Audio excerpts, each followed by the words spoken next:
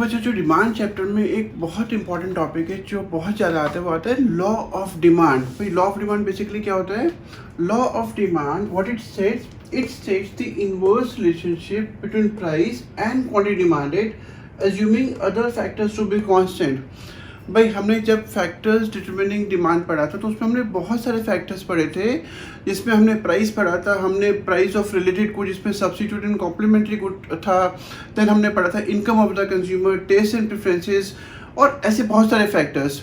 अगर हम सारे फैक्टर्स को दो पार्ट में डिवाइड कर दें, एक प्राइस एंड बाकी सारे फैक्टर्स को अगर हम एक कॉमन हेडिंग में डाल देते हैं जिसको बोलते हैं अदर फैक्टर्स, तो प्राइस और अदर फैक्टर्स, तो अगर हम लॉ ऑफ डिमांड हमारे को क्या बताता है कि प्राइस का और क्वांटिटी डिमांडेड का एक इनवर्स रिलेशनशिप है अगर हम बाकी सारे फैक्टर्स को कांस्टेंट माने। मतलब बाकी सारे फैक्टर्स में जैसे इनकम, जैसे प्राइस ऑफ सब्स्टिट्यूट गुड, जैसे price of complementary good, taste and preferences, अगर ऐसे फैक्टर्स में कोई भी चेंज नहीं होता है तो प्राइस में और क्वांटिटी डिमांडेड में इनवर्स रिलेशनशिप होता है। मतलब प्राइस बढ़ता है तो डिमांड कम होती है, प्राइस कम होता है तो डिमांड बढ़ती है।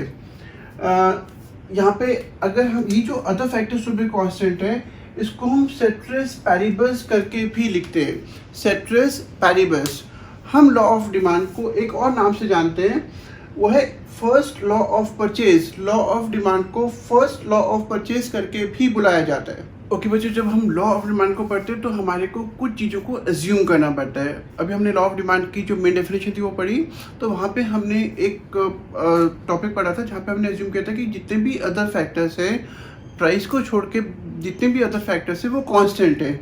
तो जो अदर फैक्टर्स हैं जैसे कि price of related good is assume to be constant. भाई रिलेटेड गुड कौन से हो गए? जैसे सब्स्टिट्यूट गुड, जैसे complementary good. Law of demand तभी एग्जिस्ट करेगा, प्राइस और गुड की डिमांड में तभी इनवर्स रिलेशनशिप होगी अगर सब्स्टिट्यूट गुड का प्राइस या कॉम्प्लीमेंट्री गुड का प्राइस नहीं बदल रहे। अगर हम ये नहीं एज्यूम करेंगे तो हम लॉ ऑफ डिमांड को नहीं समझ पाएंगे, हमें उससे कांस्टेंट मानना पड़ेगा। अगला है income of the consumer is assume to be constant. भाई जब हमने फैक्टर्स डिटरमिनिंग डिमांड पढ़ा था तो हमने इनकम के अफेक्ट को दो पार्ट में डिवाइड किया था, नॉर्मल गुड्स, इन्फीरियर गुड्स। हम यहाँ पे नॉर्मल गुड की बात लेके चल रहे हैं कि कंज्यूमर की इनकम में किसी भी टाइप का कोई चेंज नहीं आ रहा है। क्योंकि कंज्यूमर की इनकम में चेंज नहीं आ रहा है तो प्राइस के बढ़ने से डिमांड कम होगी या प्राइस के कम होने से डिमांड बढ़ेगी। तीसरा point, taste and preferences of the consumer are assumed to be constant. Consumer के टेस्ट और प्रेफरेंसेस में भी कोई चेंज नहीं आ रहा है, क्योंकि सपोज प्राइस बढ़ा और कंज्यूमर के टेस्ट में पॉजिटिव चेंज आया, मतलब अब कंज्यूमर को वो गुड ज़्यादा पसंद आने लगी, तो लॉ ऑफ डिमांड ऑपरेट नहीं करेगा। हम टेस्ट एंड प्रेफरेंसेस, कंज्यूमर के टेस्ट एंड प्रेफरेंसेस को हम कांस्टेंट मानेंगे, तभी प्राइस के बढ़ने से डिमांड कम होगी और प्राइस के कम होने से डिमांड बढ़ेगी। अगला point, no expectations of change in the price in the future. भाई गुड के प्राइस में आगे जाकर कोई भी चेंज नहीं होने वाला है, ना ही गुड का प्राइस कम होने वाला है, ना ही गुड का प्राइस बढ़ने वाला है। हमने इस फैक्टर को भी कांस्टेंट माना है, तभी हम लॉ ऑफ डिमांड को अच्छी तरीके से समझ सकते हैं, जहाँ पे प्राइस के बढ़ने से डिमांड कम होती है या प्राइस के कम होने से डिमांड बढ़ती है। ओके बच्चों, अब हम लॉ ऑफ डिमांड को टेबुलर प्रेजेंटेशन से समझते हैं।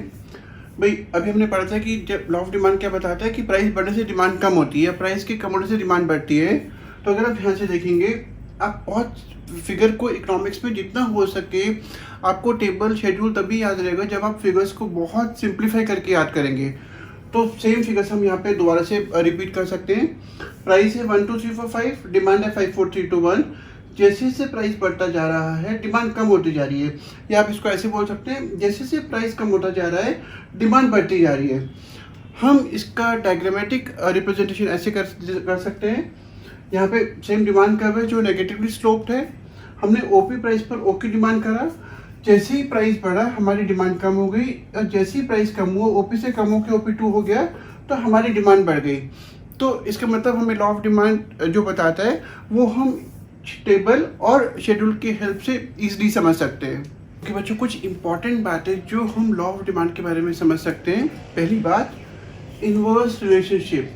भाई लॉ ऑफ डिमांड हमारे को प्राइस और क्वांटिटी डिमांडेड का इनवर्स रिलेशनशिप बताता है कि प्राइस के बढ़ने से डिमांड कम हुई या प्राइस के कम होने से डिमांड बढ़ी। दूसरा पॉइंट, क्वालिटेटिव नॉट क्वांटिटेटिव। भाई हमने अभी जब लॉ ऑफ डिमांड करा तो हमने वहाँ पे कुछ टेबल बनाई थी और हमने उन टेबल्स की हेल्प से ये समझा था कि अगर प्राइस बढ़ के 1 से 2 हुआ तो डिमांड कम होकर 5 से 4 हो गई। हमने सिर्फ उसको समझने के लिए वो टेबल बनाई थी।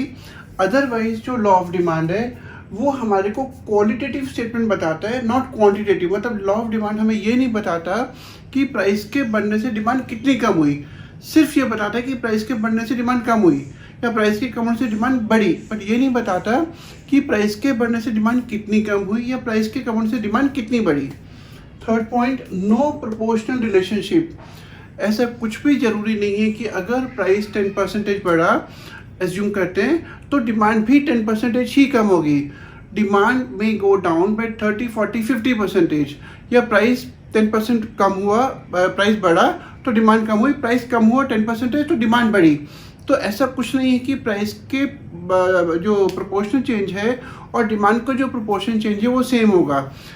लॉ ऑफ डिमांड हमारे को सिर्फ ये बताता है कि प्राइस के बढ़ने से डिमांड कम हुई, कितनी कम हुई, कितनी परसेंटेज कम हुई, बिल्कुल सेम जितना प्राइस में फ़र्क है उतना ही फ़र्क आएगा, ये लॉ ऑफ डिमांड हमारे को नहीं बताता।